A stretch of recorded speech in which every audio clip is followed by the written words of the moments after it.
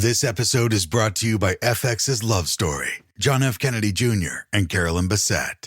Join host Evan Ross Katz on the official podcast for FX's new series, Love Story, John F. Kennedy Jr. and Carolyn Bessette, and go behind the scenes with cast and special guests, featuring Sarah Pigeon, Paul Anthony Kelly, Grace Gummer, and Naomi Watts. FX's Love Story, John F. Kennedy Jr. and Carolyn Bessette, wherever you listen to podcasts.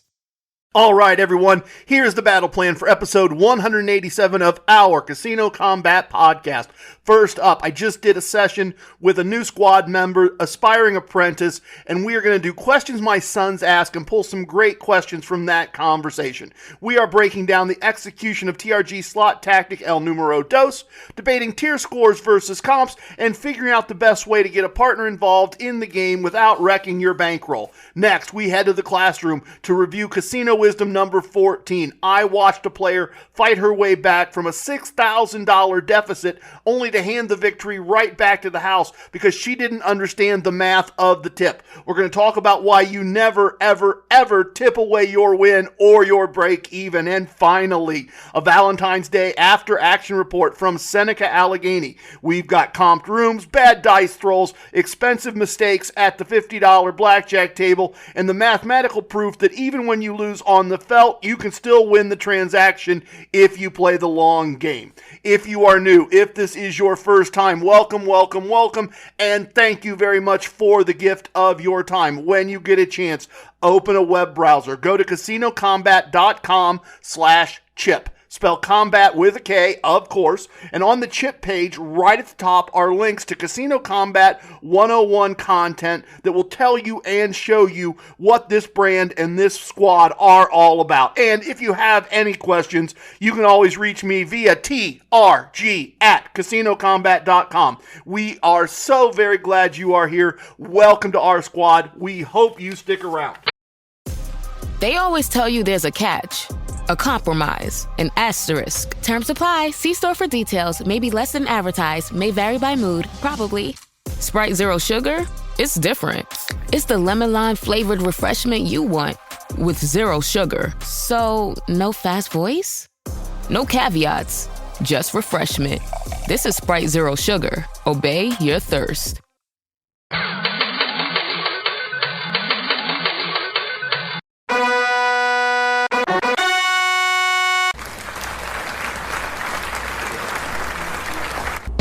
Hope you understand. He was born a rambling man.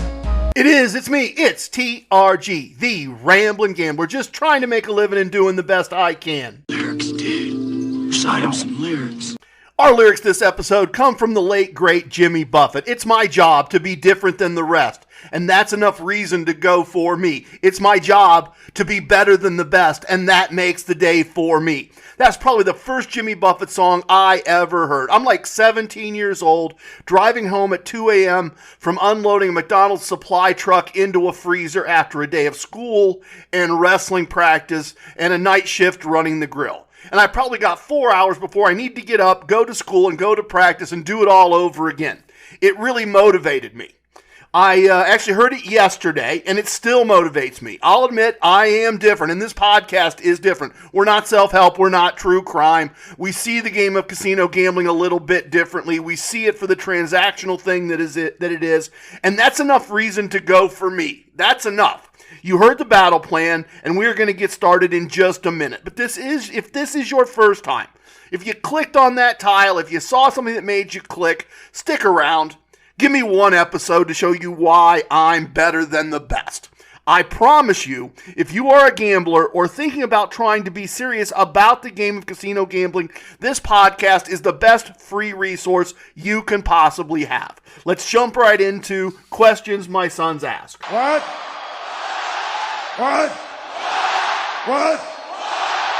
My sons ask questions about gambling. Listeners ask questions about gambling. And in the case of what we're talking about today, we have a new member of the squad, aspiring apprentice. And talk about doing a time warp. Aspiring apprentice has just finished listening to episode 35. 35. Think about that. If you've listened all the way through, as many of you have, if you've listened all the way through more than once, as so very many of you have, think about being at episode 35 and all the things you don't know yet, and you found the website and you clicked on the link to schedule a 1-hour coaching call with me, and you don't know about TRG2 or TRG4 or hosting or any of it, and you have all these questions. It was an amazing conversation. We had an excellent conversation, went well over the hour, which I always like to do when someone wants to do a coaching call.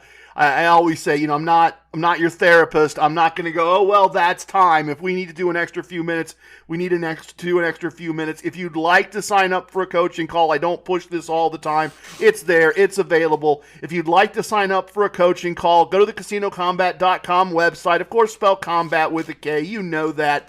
And you can go ahead and sign up there, and we'll get that scheduled, and we'll have those conversations. So I recorded the conversation and went back and just pulled out clips that I wanted to play as part of today's episode, because I thought we covered some really interesting thing. And where there's one question, there's the same question more than once. So in this first clip, the topic of earning points to get comped came up. Point and tier status are important. We get a lot of benefits when we level up in a tier program, but those are perks. Those aren't comps. Everybody that reaches a certain status gets comped valet, for instance, or entrance to the VIP lounge, or the shortcut line to go to the front to cash your chips. Those come with tier status, and that's important, but it doesn't really drive comps necessarily. It can, but it also can't. And so I wanted to get across the idea that you can be a player who is comped well, but not have high tier status. So let's listen into that. Think of it as resume. Okay. Right? And what's important on a resume more than points, like, how do I explain this? You can be a player who maybe lives 5 miles from a Caesars property, and you can show up every day for an hour and play $10 a hand blackjack. And over the course of a year, you'll work up to Diamond Elite, maybe even to 7 stars, because you just grind an hour a day every day. And eventually you get to enough points. Mm-hmm. That's not getting you comped anything anywhere. You got points. You're going to get all the perks that go with that status, the free valet parking or the whatever. Right. You're going to get any room comp.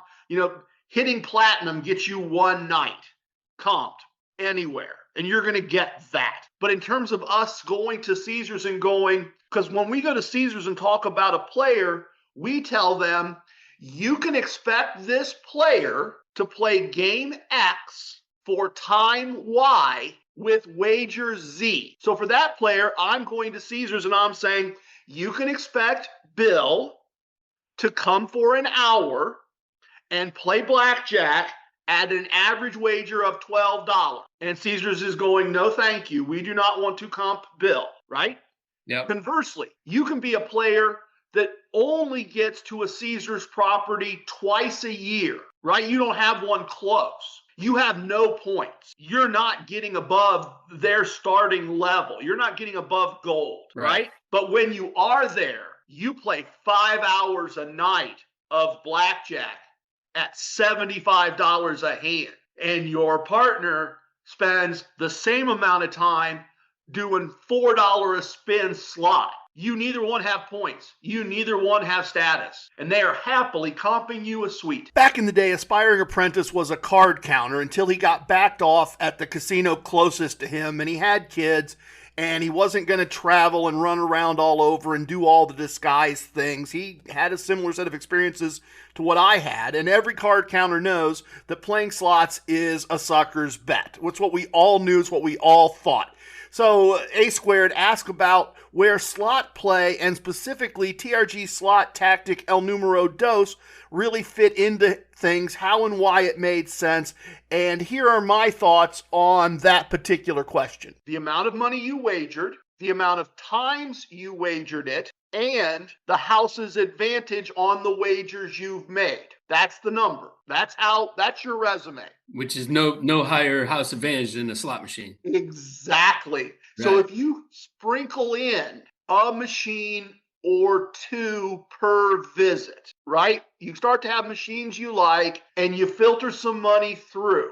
I've had situations where I played 2 hours of blackjack with an average wager between $50 and $75 a hand. And I get out the app and I make the note of how many tier points I earn, because that's a measure of what my resume number is going to be. And then I go and play a slot machine for 10 or 15 minutes and I win or lose a few bucks. And now I check the app again to see how many points I have now. And the points are almost doubled. I earned almost the same amount of points, which is to say the same amount of resume value from 15 minutes of play on one slot machine as I did with multiple hours of play playing blackjack. One of the next things we talked about was the fact that his partner is really new to all of this. She likes the idea, but they're looking for ways to start. And this is a really, really common concern. I get it. It makes sense. Getting a spouse or a partner on board is something many, many members of the squad deal with. I get it. A lot of this sounds too good to be true. I couldn't possibly be telling you the truth. It couldn't possibly work this way. If you're a spouse, hearing me talk about this is a very reasonable reaction. That is an objection we have to get past. So I started telling A Squared about how Mrs. TRG and I use the play all day strategy, play at a craps table, get both of us rated, get both of us good points, have a good time doing it, and at the same time, do it in a way that makes her comfortable being at a craps table. So I buy in with my money and my card. She buys in with her money and her card. We are two different players. I make the first bet of the 4-bet system. She makes the second and the third bet of the 4-bet system. I make the fourth bet of the 4-bet system. If we're doing it at $25, I am rated on my resume as a $50 player. Okay. She is rated on her resume as a $50 player. The expectation is that regardless of what she loses or wins and what I lose or win, she will color up and I will color up. And then we will walk away from the craps table and we will put all the money in my hands and we will go to the cage and we will turn the chips into cash and we will have basically the money we started with. The final question that I wanted to cover is right here at the beginning of this clip. It's about the execution of TRG slot tactic number 1. And maximizing the value of free slot play as part of what we do when we're out and about in a casino. But they gave her $25 in free play. Right. Well, she went to a machine, she put it in. Like, if you win anything, I mean, if like $4 or, 75 cents, you cash it out and you move to another one, regardless. No, I don't move to another one. Like, if I had simple, there's a bunch of, you can play the math a bunch of ways, but to take your example, if I was given $25, I would go and do 25 $1 spin or 10 $2.50 spins, right? Okay. And each time I won, I would cash out, but you can't cash the free play. Right. So first spin, I spun, I got 85 cents, cash out. It'll now show that I have $24 of free play left and I have a slip in my hand for whatever that dollar amount was. Okay. And some modern machines, some of the newer machines, you don't have to actually cash out. It'll show you how much free play you have remaining. And so I just sit there and run that number to zero. The key is I'm not spinning any of the wins back through the machine. It was certainly good for me to understand where some confusion came from. I'm working on a rewrite of that slot tactics material from the website right now. And obviously I need to try to explain that process of the first slot tactic a little better, try to make that a little cleaner. So always glad to hear those questions, always glad to get to clarify those things. In addition to this, I put the entire conversation, it's almost an hour and a half. I put the whole thing with the video up on the Spotify subscription video channel. Subscriptions are not very expensive. I think it's still sitting at $3. I don't think we've moved it yet. Just trying to find another way to share what we have, share the content we have. So if you'd like to hear the whole thing, if you'd like to hear the whole coaching call, all the various details that we talked about, you can certainly take a look for that there. And big thank you to Aspiring Apprentice for all that excellent dialogue. Next, we have a moment of casino wisdom. And trust me, this is an interesting one.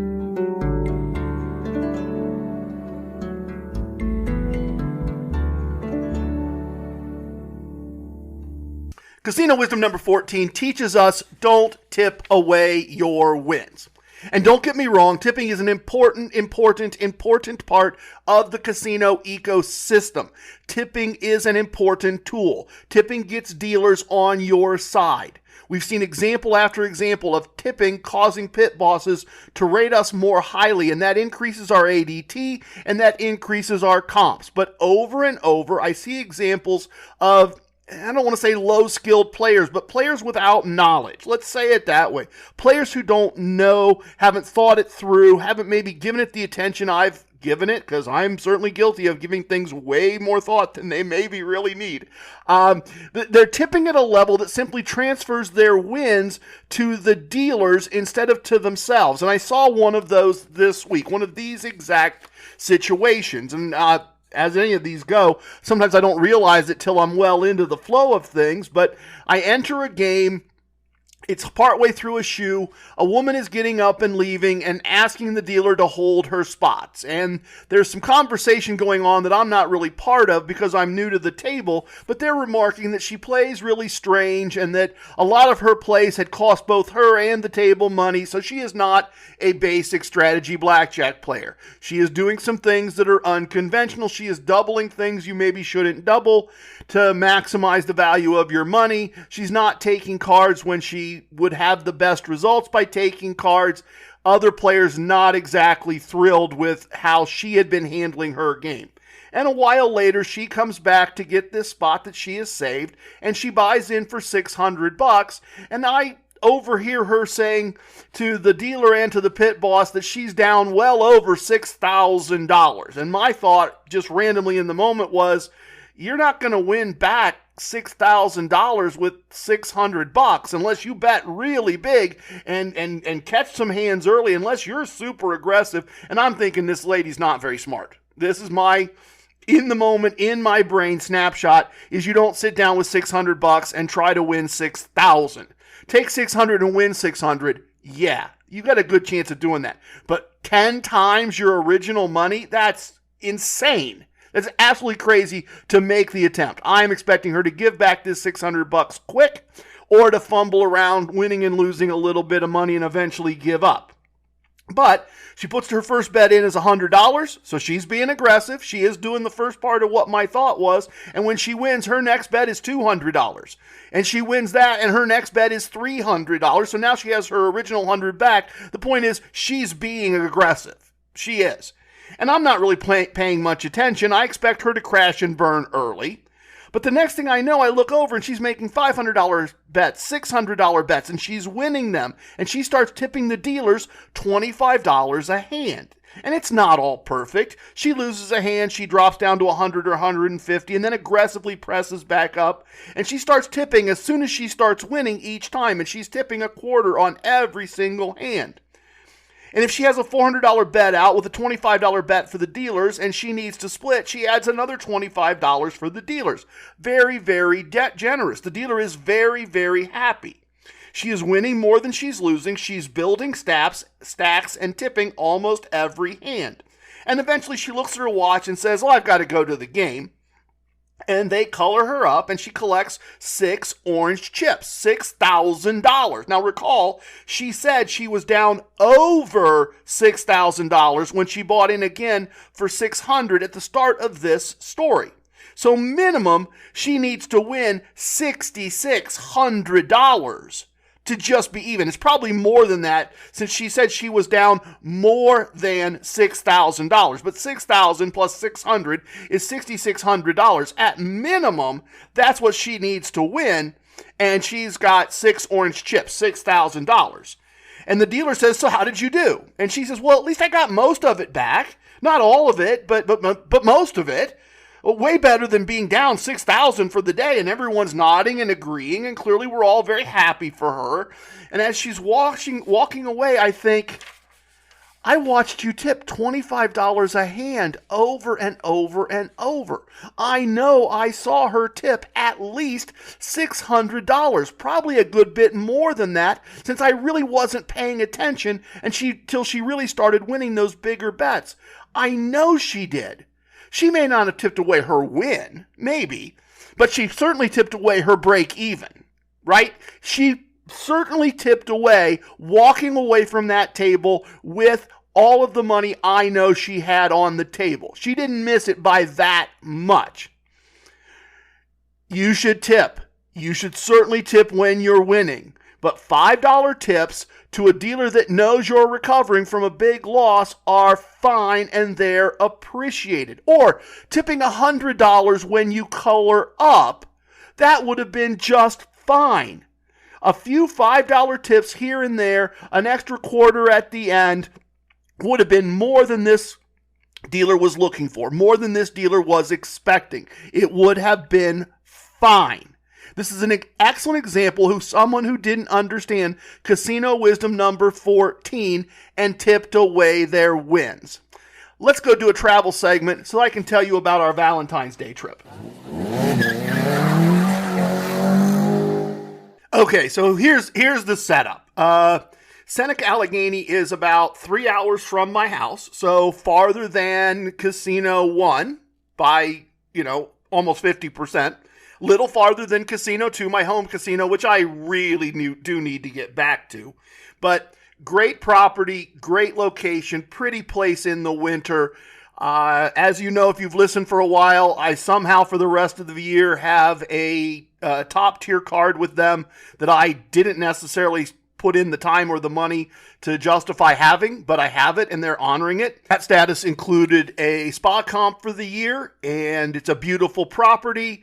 Table limits are usually low. The rules are really fair. It's a great place to go. Really enjoying having that relationship in place. Really enjoying having that available as an option. So when Mrs. TRG said, hey, we've got a little time right around Valentine's Day. Why don't we go away somewhere? Why don't we get away? I said, yeah, let's head to Seneca Allegany. Let's go check it out. Let's go spend some time there. And so I texted my bosses. They texted me and said, you're all set. I'll confess I didn't get a confirmation number and I wasn't super worried about it.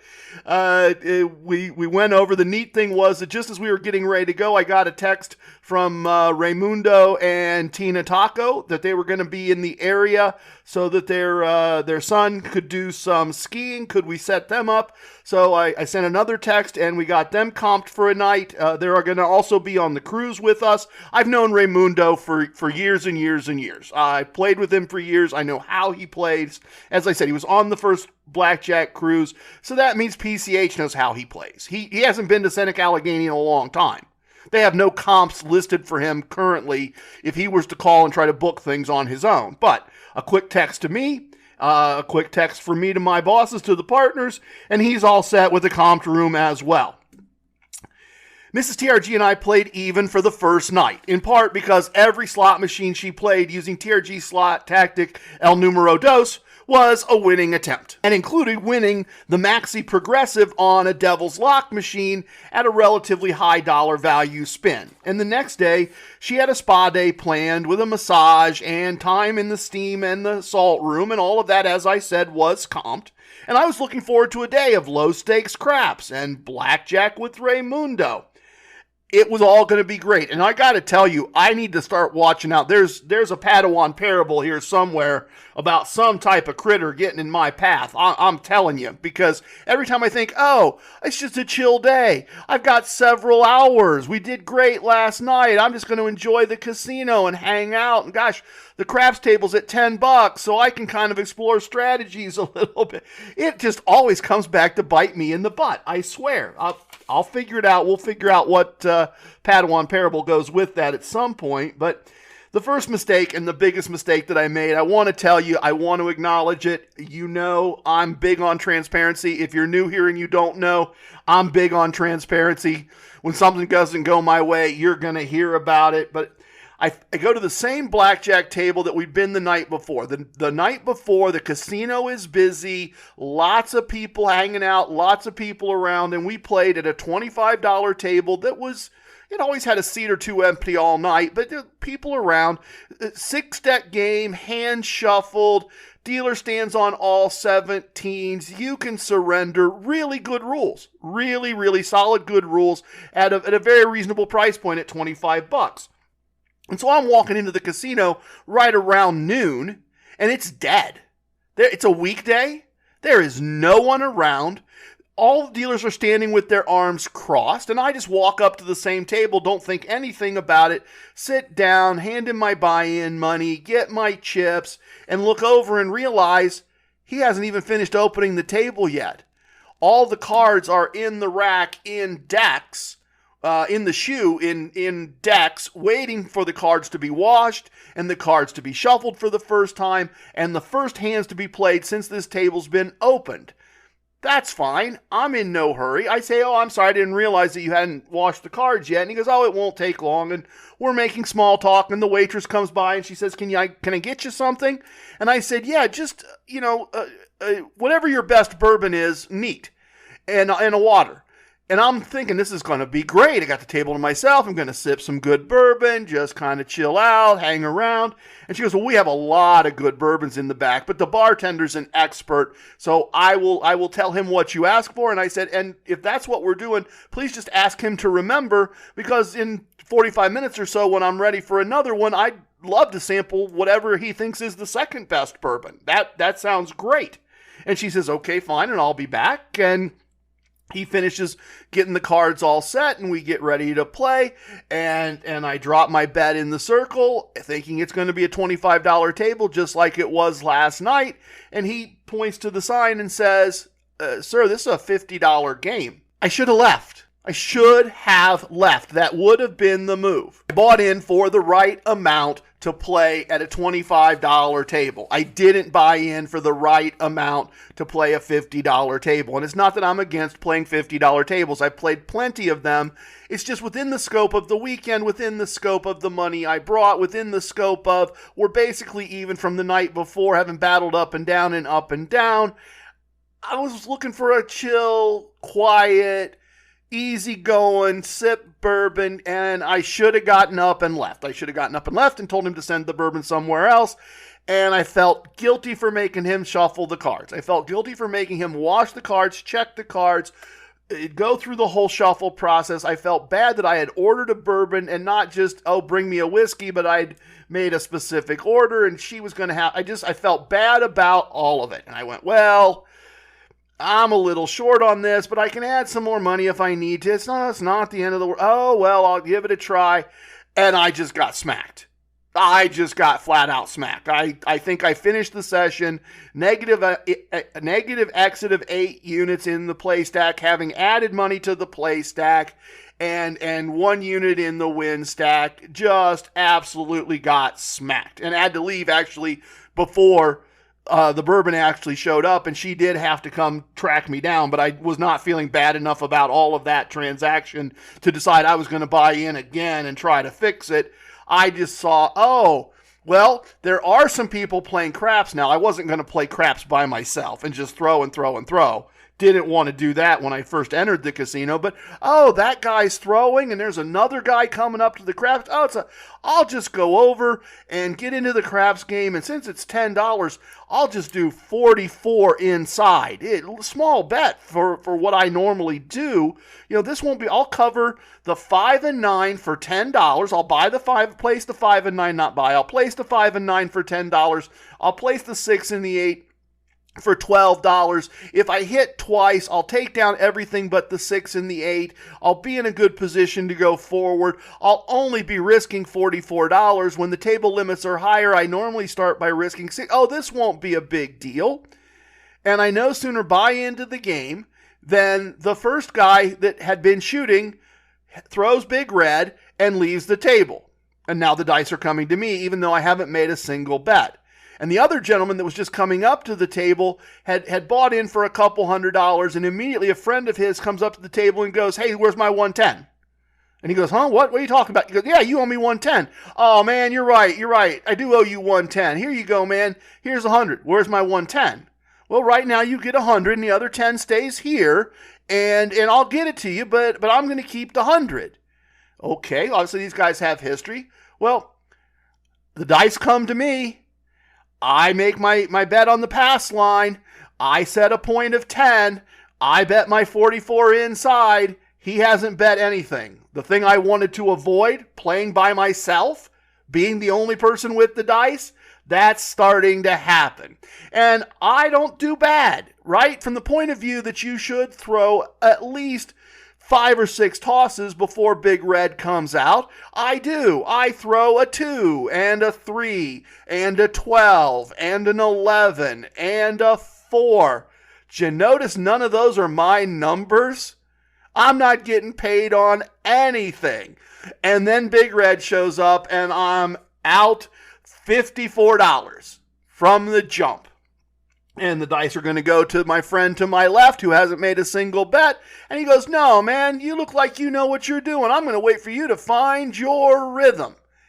And the dice come back to me again. And I am trying to be a craps player. And this is a low-stakes table. And I'm looking forward to spending time on this table. I'd like to be in a fun craps game where I can just get my money back off even if I don't make much and just hang out. And the bourbon shows up and I tip the waitress and I set a point of 8. And I add a little money to odds behind my $10 place bet or a pass line bet. And I make the other bets and I immediately throw Big Red.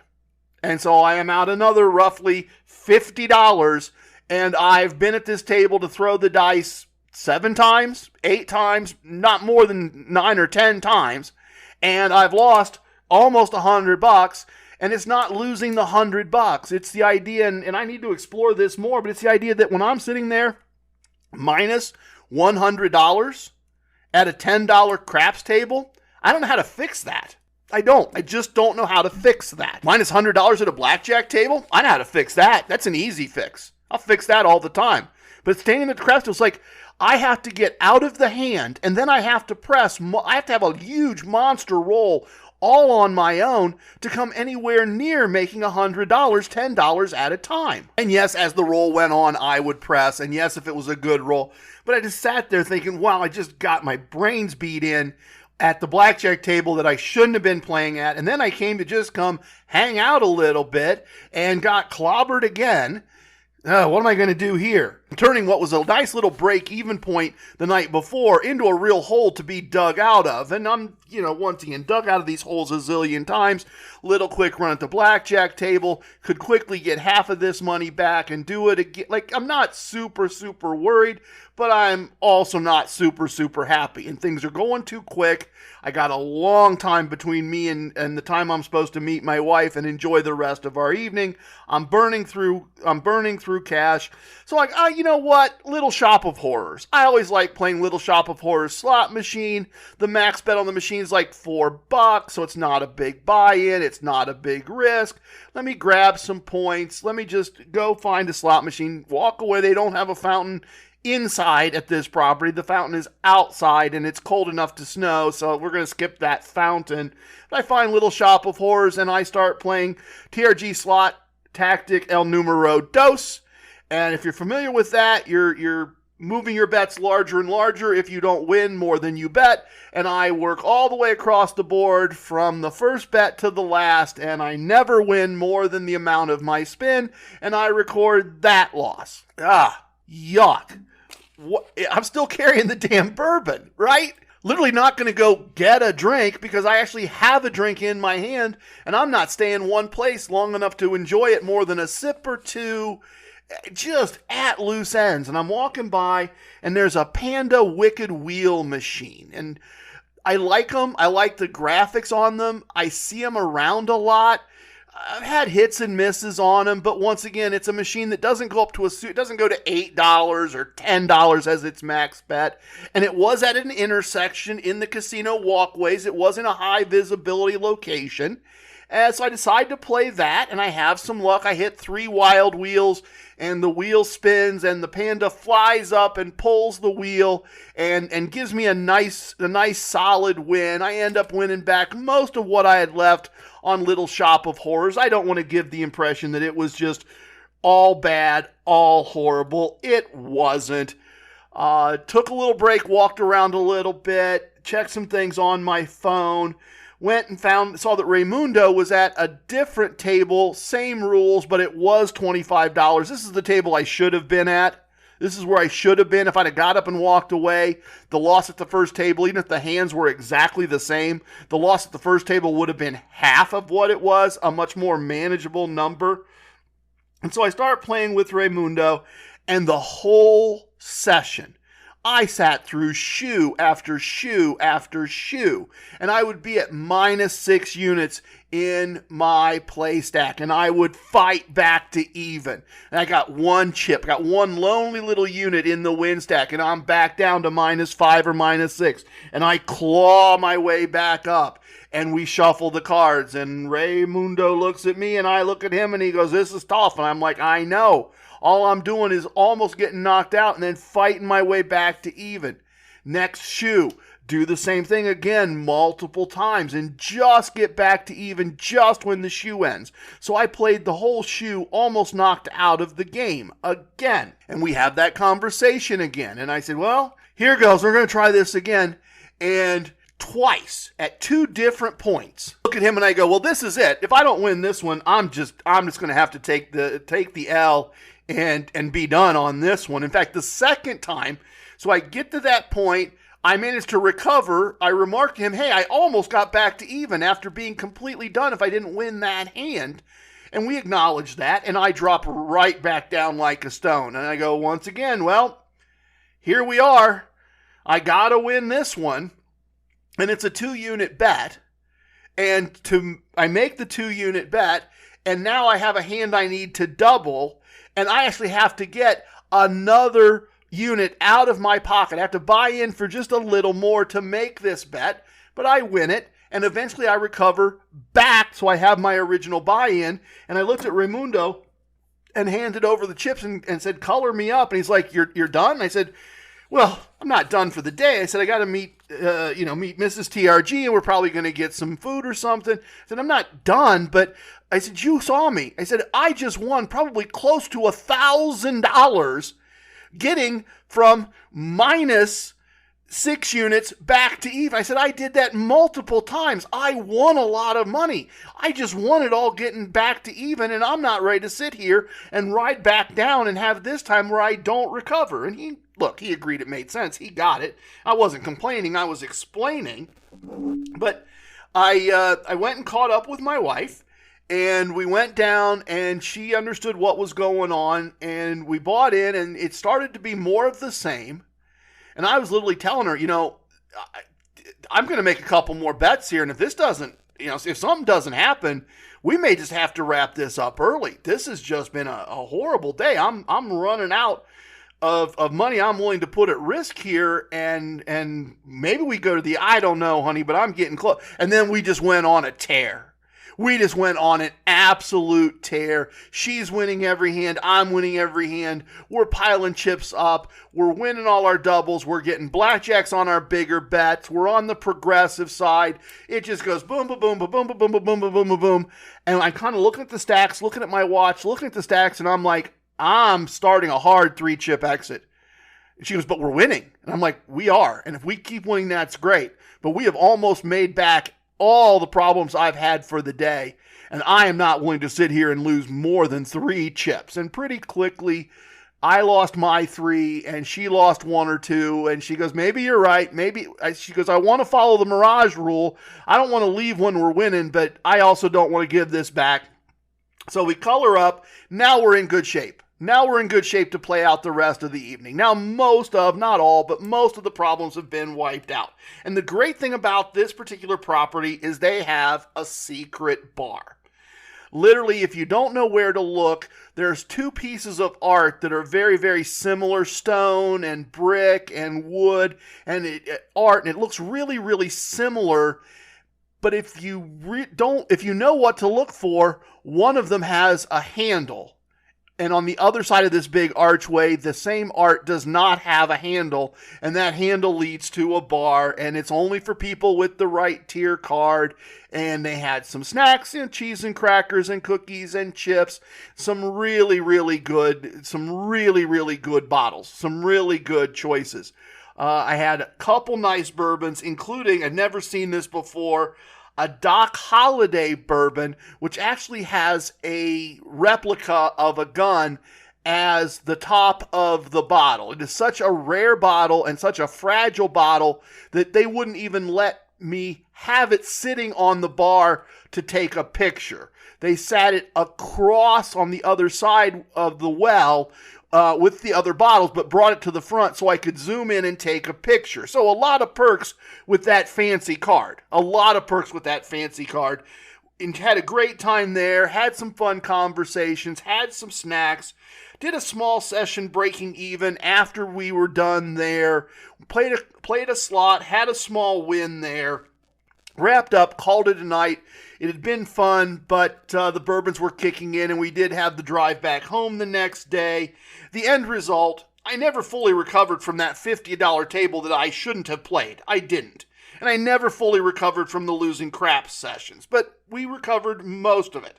We lost and spent less than a day's pay for our 2-night trip. And I did some research when I got back home. I found a hotel close to us that has a spa.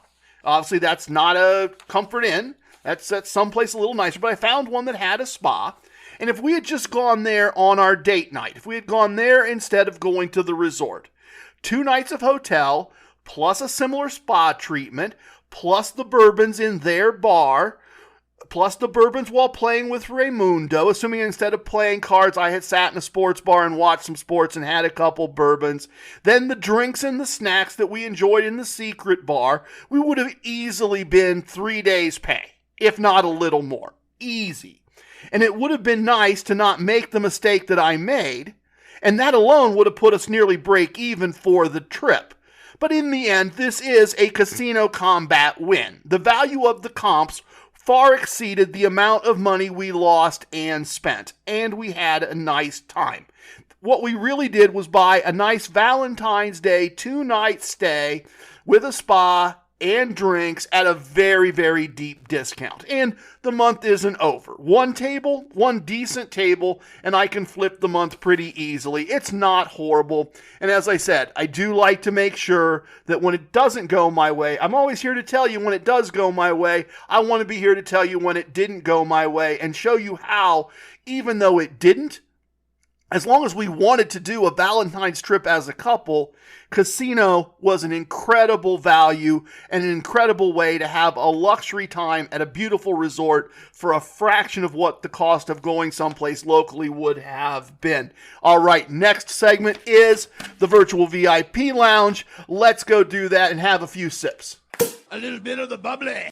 Welcome to the most must-listen-to segment in casino lifestyle podcasting, the Virtual VIP Lounge. Our lounge is open, and we have the best virtual everything virtually all the time. The best virtual food and drink served anywhere on the interwebs, guaranteed or your money back. As always, if you can, press pause, pour yourself a drink. I am so fortunate to have gotten to spend some VIP lounge time this week. It was wonderful. There's not a whole lot I like better than a selection of great bourbons with generous pours and some snacks. Well, I mean, I'm happy when it's prime rib, and some snacks and some desserts and a chance to just hang out and meet people. I absolutely love doing that. So if you can, pour yourself something, join me in a drink. And we didn't take care of it at the beginning. We are kind of changing things up a little bit. So let me take care of just a quick bit of housekeeping real quick. I'm going to freshen my drink. I've got a great bourbon here that I'm looking forward to enjoying. So I'm going to freshen my drink and pour yourself something while we take care of this. If you or someone you know has a gambling problem and wants help, call 1-800-GAMBLER or visit your state's specific helpline. This content is for informational and entertainment purposes only. Past performance is not indicative of future results. All right, a big thank you to Katie on that. That's Katie from the Advantage Playback. We are changing things up a little bit. I know this is probably the first time in forever we haven't opened the show with that disclaimer. It needs to be there. Those warnings need to be there. We need to be in compliance. Thought we'd change things up a little bit, make things a little bit different. I wanted to use the Virtual VIP Lounge today to do some of that around the Casino Combat Galaxy stuff that we often do at the beginning of the show. We have got a lot going on, a lot going on. I mentioned the Advantage playback. We're mixing those episodes with Katie and Kyle in with the episodes I do as part of the main timeline, I guess, if you want to say it that way. It's a way to take another look at some of the same content we've done. They are listening to every episode and putting out their thoughts and commentary. They're also going back through some of the old episodes. And if you've ever thought, hey, I'd really like to join the Excelsior Brigade. I'd really like to figure out TRG's home casino, Casino 2, but boy, it's in the beginning episodes, and there's so much of it there. The guy talks so much. I'd have to listen to. Well, Katie is also trying to figure out where my home casino is, and in her episodes that she does with Kyle, she's making some good notes. She's finding the breadcrumbs. If you want shorter little bits of content, look for them discussing those early episodes, auditing those early episodes, and you'll get good opportunities, good chances to find good clues or have Katie find them for you. So look for those, give those a listen. If you don't like them, please email and tell me. And if you do like them, please email and tell me. I'm certainly open to feedback. I've been enjoying those episodes. I enjoy getting that perspective, going back and hearing what we talked about quite a while ago now. The next thing I need you to know is I've been in a vice battle. I've talked about this off and on. I've been in a real vice battle. I'd love to have a way. I have a way now, but I wanted to have a way that I could get in touch with all of you that wanted me to get in touch with you. Social media is great, but social media is random. If I put something on Instagram on a Tuesday and you don't look at Instagram till Thursday, maybe it shows you my stuff. Maybe if you liked and commented on my stuff in the past, maybe it'll show you my stuff, but maybe it won't. It may show you somebody doing the newest dance, or it may show you a restaurant that you like that's trying a new menu. It's very, very random. It's tough for me to cut through that noise. And if I was doing a real estate podcast or an investing podcast, if I was doing a pro wrestling podcast, it'd be easier. I'd go to Constant Contact. I'd go to MailChimp. I'd go to one of those services. I'd set up an account and I'd reach you that way. You'd say, yeah, you want me to email you, and I'd send emails, but I can't, right? Because as soon as I set up MailChimp, they came back and said, banned. Why am I banned? You're about gambling. Well, I'm about smart gambling and travel. Nope, gambling. You're bad. You're evil. You suck as a human. We're not going to let you send emails to people that want to get your emails. That's not what we do. Constant Contact, same way. I'm not bashing any particular service. They're all the same way. They just don't like people like me that do what I do for whatever reason. Their biases are their biases. But I did some research and I found out that Substack doesn't have that bias. Substack allows you to teach what you know without some of those vice filters in place. So I've set up a Substack, and that is a way then for me to communicate out to you directly into your inbox, let you know what's going on, let you know in a timely fashion, hey, a bunch of us in 3 weeks are going to be at Atlantic City. Hey, a bunch of us are doing this. It lets me communicate that out in ways that I can't with the podcast and I can't with social media. So I really would like to encourage you to subscribe to my Substack. And I'm going to try to make it not an infringement. I'm going to try to make it little short emails that just tell you what's going on. I'm not going to be hitting you every day. I'm not going to be trying to sell you stuff. That's not what this is. It's just, hey, here's what's going on. Here's what we're doing. And I'm also going to try to add some value. I'm going to try to add some written teaching. I'm going to try to make sure that what you get there is at least a little different than what you get from me on normal channels. So if you want to subscribe to the Substack, I would love to have you do that. The easiest way is go to casinocombat.com/chip. And you will find partway down toward the top, there is a link that you can click on to subscribe to my Substack. And I'd really like you to do that. I'd really like to be able to reach out to you and share information with you quickly and immediately when I have it, not wait for social media to bring it to you, not wait for you to listen to an episode that has the information in it, because one of the biggest things that I'm going to have on Substack this week, shortly after I publish this episode, is the big news that while the Alaska cruise kind of fell apart as quickly as it started, it did. In fact, let me give you the short version of that, because I do kind of owe you that. We thought we had a deal. We thought we were set up on MSC, MSC is really generous with comping our guests, and we thought we had an agreement on a ship that was getting ready to come out of dry dock. It's being redone, and it was going to be coming out of dry dock, and they were going to add a craps table to the casino. And they were happy to have us host a group early in the season up to Alaska. I'm looking forward to it. My wife's looking forward to it. We've got some people that are signing up and saying that they want to go. Alaska's a big draw, obviously, and we think we've got a deal. We've taken the block of cabins. We've said we'll go. I've said I'll go. I've announced it to you folks as listeners, and then we get an email that says, oh, we changed our minds. It's going to leave dry dock without a craps table. We're not doing that now. Well, some of the people that wanted to go were craps players. Now they aren't really going to play to their comps, and they're going to mess up their relationship with MSC because their game of choice isn't going to be on the ship. Well, when those players go away, then the whole thing starts to unravel. And there is still an Alaska cruise. I can still get you booked on an Alaska cruise. There is a PCH group going around that same time. The information is on my Substack, by the way, or I'll be happy to email it to you and give you those details, but it's on Virgin Voyages. Virgin Voyages was not willing to comp my wife and I, and we are just not ready to pay to go back to Alaska where we just were and advertise the cruise and encourage all of you to come with us. And I know the truth. If they weren't willing to comp me, a lot of the people that would like to go, they're not willing to comp either. So unfortunately, that happened, but I didn't forget about the West Coast squad. I didn't forget about the idea that I really want to do something that's drivable for those of you that don't want to fly and available easily to those of you that would like to fly. So we are going to cruise out of Los Angeles on June 26th of this year, June 26, for 7 nights down the coast of the Mexican Riviera. We're going to Cabo San Lucas. We're going to Mazatlan. We're going to Ensenada. We are going on Royal Caribbean's Navigator of the Seas. Mrs. TRG and I did a very similar cruise last fall, and we loved seeing that part of the world. We really did. I am very much looking forward to getting back. I've never been to Mazatlan. I'm looking forward to going there. Qualified players are comped on this cruise, paying only taxes and fees. If you would like to come along, email me, trg@casinocombat.com. Let me know that you would like to go, or once again, go to casinocombat.com/chip and complete the host onboarding form. That will let me know you want to go. That will give me all the information that we need to get you booked. Love to have you join us on this. It should be a great time. Every group cruise I've done on a Royal Caribbean ship has been a good time.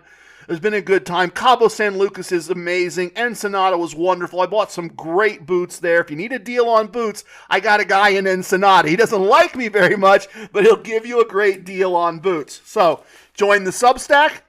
Think about coming and joining us on a cruise from the West Coast down to the Mexican Riviera. And then the final thing I want to mention is that we are really an active and growing squad, and we are growing in a lot of different ways.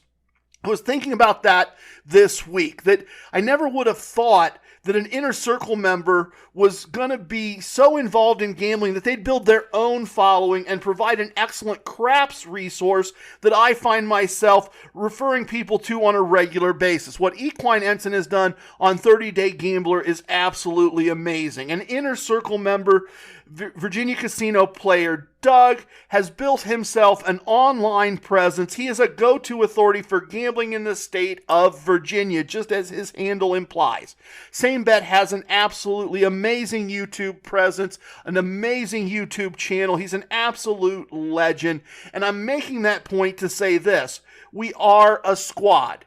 And those guys do so much for me that I do try to do for them. And the thing that we can all do is we can all try to help each other, right? We can make sure that we support each other. If you see something of VCPD's, take a second. Stop scrolling. Give him a few minutes of your attention, because that tells the algorithm that what he's done is important to you, and that makes the algorithm show it to other people. Throw a star on it. Throw a comment on it. Do something with it. Forward it to a friend. Repost it in a group where it makes sense that maybe he isn't, but you are. If you see something come up on YouTube, take a minute. Watch what's there. Watch it from beginning to end. Part of what we can do is help each other, leave comments, engage in all those internet activities that causes the reach of all our other squad members to go further, to have more impact, to have more chances for the algorithm to pick that up and say, yeah, this is something that people want to see. We can all do that for each other. It's a great way that we can all help each other out in that way. That's what's going on in the Casino Combat Galaxy. It is a big, beautiful, busy place. Please tip your waitresses, tip your bartenders, tip your dealers. If you have a host, tip your host. But I gave you a great example today. Don't tip away your wins. I have spoken. Everything you heard here is true from a certain point of view. In 10 years, we may find out that I was wrong about all of this. It's time for leaving, and I hope you understand I was born a rambling man. Stick around, everybody. The best part of the podcast is next, the Casino Combat Blues. I do appreciate your time. I do appreciate you. Thank you very, very much for the gift of your time. I always appreciate it. Here we go.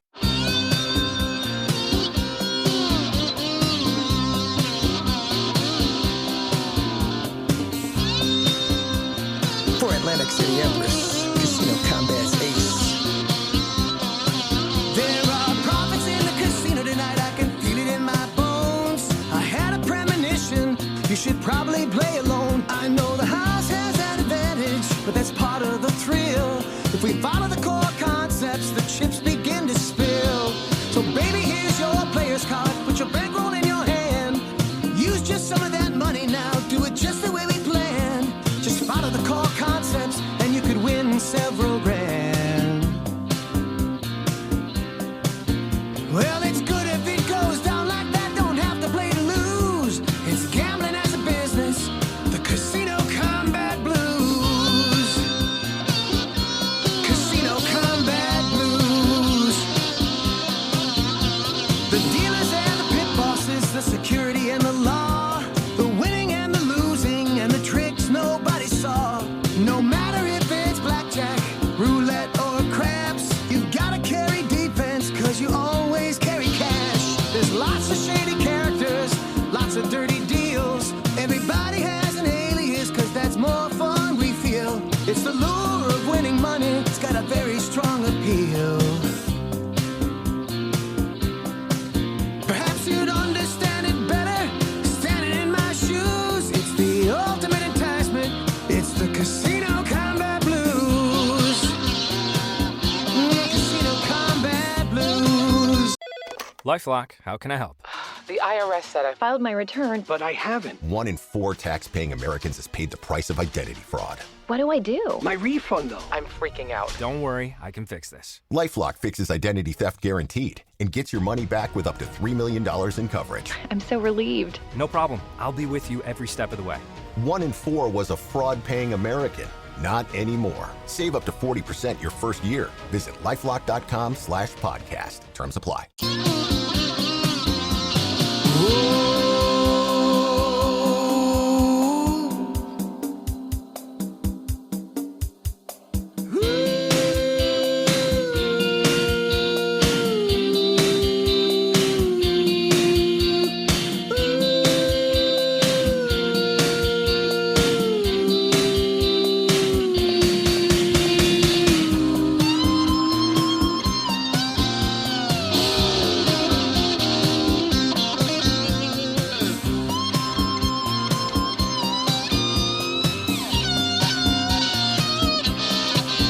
You don't see it in the headlines, you don't hear it every day. No one's trying to stop us and we don't need to go away. We can gamble in Atlantic City, we can gamble in LA, we can gamble out in Vegas. I mean, we're here to stay. Gambling's propping up the budgets of folks like me and you.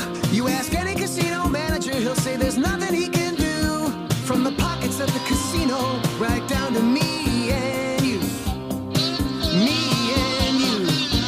It's a winning proposition and one you shouldn't refuse. It's just the core concepts, the Casino Combat Blues. Casino Combat Blues.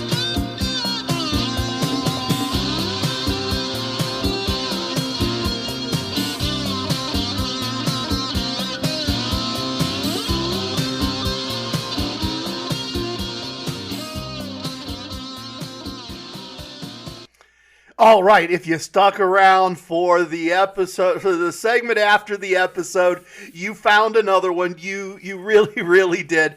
I got an idea I want to run by you, and I know that the people that know these are here and know that I do these. I know that you're the most likely to give me feedback. So here's what I'm thinking about doing.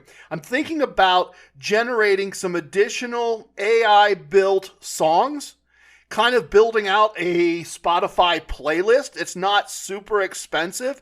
And the idea would be that I would interact or interject, right? So we might do Tumblin' Dice by the Rolling Stones in the playlist, and then something original of mine, something original that I've used AI to create, and create something on Spotify that's maybe a 15-song playlist, and maybe half of those songs are songs that I used AI to create and build, but around themes relevant to the podcast, right? That use podcast words and podcast phrases that feel like they're part of what we've done here, part of what we've built. And so I'd love to hear your feedback on that. Are you on Spotify? If I take the time, if I buy the $15 subscription, if I take the time to build that out, is it something you would listen to?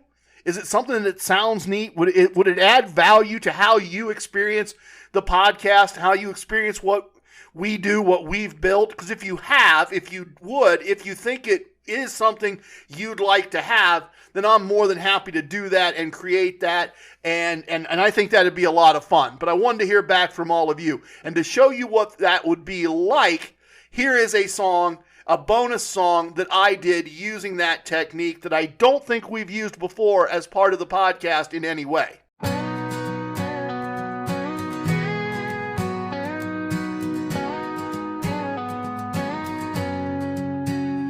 In the twilight glow where the shadows play, there's a tale to tell.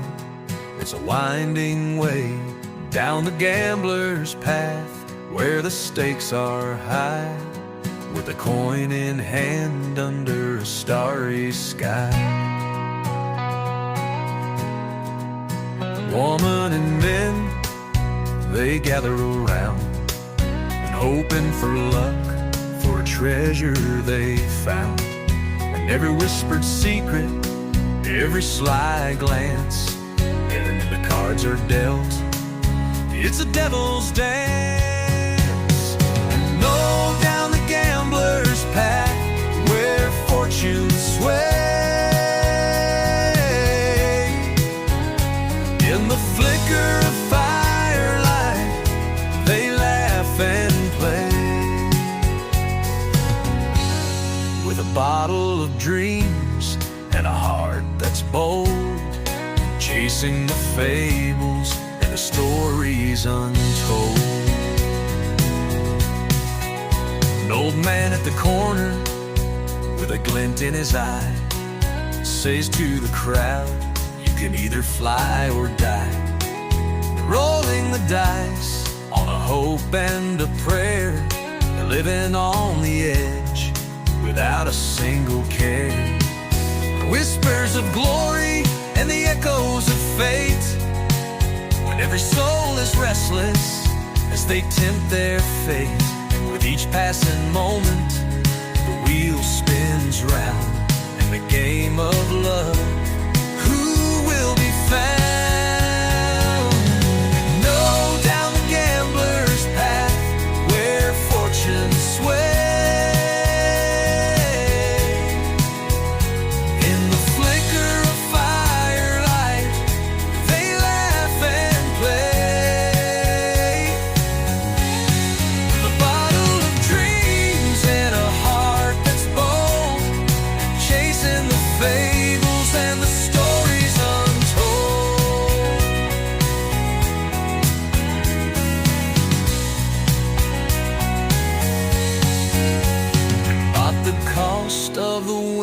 can be steep and deep, with hearts on the line and the secrets we keep.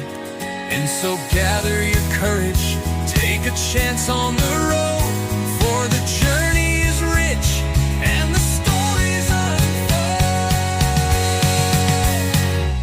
And oh, down the gambler's path where fortune sways,